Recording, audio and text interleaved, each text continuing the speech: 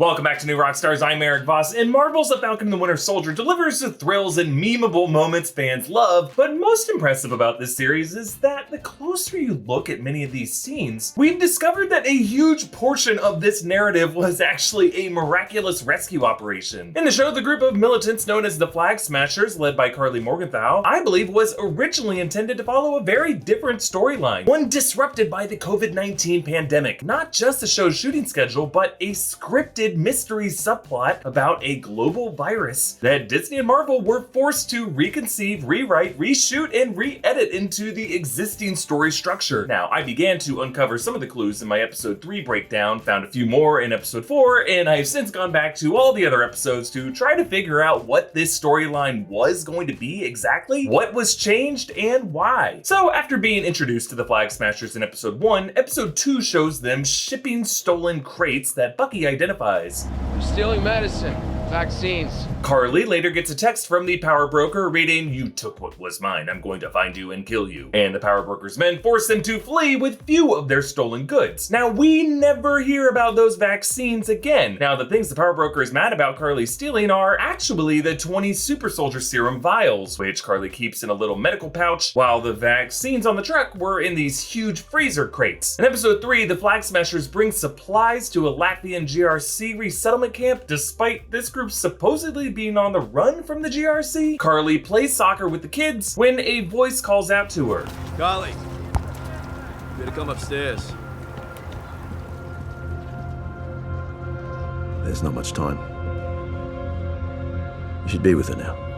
Now, we don't see who is talking to her here. Actress Erin Kellyman just kind of vaguely looks over and then goes inside, as if the voiceover line was added in ADR. That's when actors come into a recording booth after the shoot in order to get cleaner audio to dub over the scene. To be clear, ADR happens on every film and TV production, especially ones with as many field shoots as this series. Like whenever characters in movies are outside in windy or loud or super active conditions, they almost always come back in later to dub over the audio. Hell, we even reshoot the video and audio at different times for New Rockstars videos. Like notice later in the video when I shout out our sponsor, my hair is gonna change a little bit. It's why God invented editors. Really, the weirder element of this scene was the character of Donya Madani, played by Veronica Falcon, a talented actor with a large body of work, including HBO's Perry Mason and the upcoming Jungle Cruise movie with The Rock. She is a get, and yet her role was reduced to a non-speaking woman dying of a mysterious illness. Now, that illness is later identified as tuberculosis by Dr. Nagel in another line that was clearly dubbed in later via ADR. But a couple of days ago, she called and asked if I could help someone named Donya Madani. Poor woman has tuberculosis. Typical of overpopulation and displacement camps like that. I mean, even Dr. Nagel's connection to the power broker also sounded like it was added in post-production. We got a name. Wilfred Nagel. Nagel works for the power broker. We need your help, Sharon. Now, later in this episode was a scene with unusually rushed exposition explaining how Karli and Dovich ended up in Madripoor after the blip forced them out on the street, that they went there hoping to find something and then somehow stole the power broker's top secret super soldier serum that our team of high-powered, well-conceived operators spent pretty much all of episode 3 struggling to access. Episode 4 features similar suspect editing, like the Flag Smashers' reaction to Karli's bombing in Lithuania. The GRC formally began drafting legislation known as the Patch Act, which would seek to restore traditional border regulations and fast-track the return to normalcy. Yeah, we cut directly from an overhead shot of Karli standing away from all of them to suddenly sitting amongst them with this ADR newscaster voiceover, then an insert of a smartphone with stock news B-roll, no news outlet identifier, and then a later scene with the Flag Smashers uses an excessive amount of reaction shot coverage, making it definitely feel like dubbed dialogue. It's the power broker. Play revolutionary on borrowed time, little girl. I want the serum back, or I will find you, and I will end you. We separate them, and then we kill Captain America. But back to Sharon Carter. Look closely at her phone call with Sam. Hey, Sam. You gotta play this out. If Karli disappears, we're not gonna find that serum until it's too late. I know. The power broker went apeshit when he heard about Nagel. He wants the serum back. You killed the golden goose. Now, later in this episode, Sharon has a bloody lip and scars on her knuckles, presumably from her scuffle in the shipyards in episode 3, but here in the phone call, her lip looks fine. And everything she says about the serum and the power broker and Nagel comes when she is off screen. Even her line about the golden goose doesn't really match Emily Van Camp's mouth movement. You killed the golden goose. Madripoor is about to get real nasty. Really, Sharon Carter has been one of the more cryptically written characters in the series. After being labeled a criminal for helping Cap in Civil War, she has since established herself as a multi-millionaire dealer of stolen art in Madripoor, despite Avengers Endgame confirming she was blipped for 5 years. And now she really only would have been active for like 6 months. She seems to have some unidentified connection to the power broker that, as of episode 4, we have not been told much about. So is all of this evidence of a reshot subplot involving the Flag Smashers, Donya Madani, the power broker, Nagel, and Sharon Carter?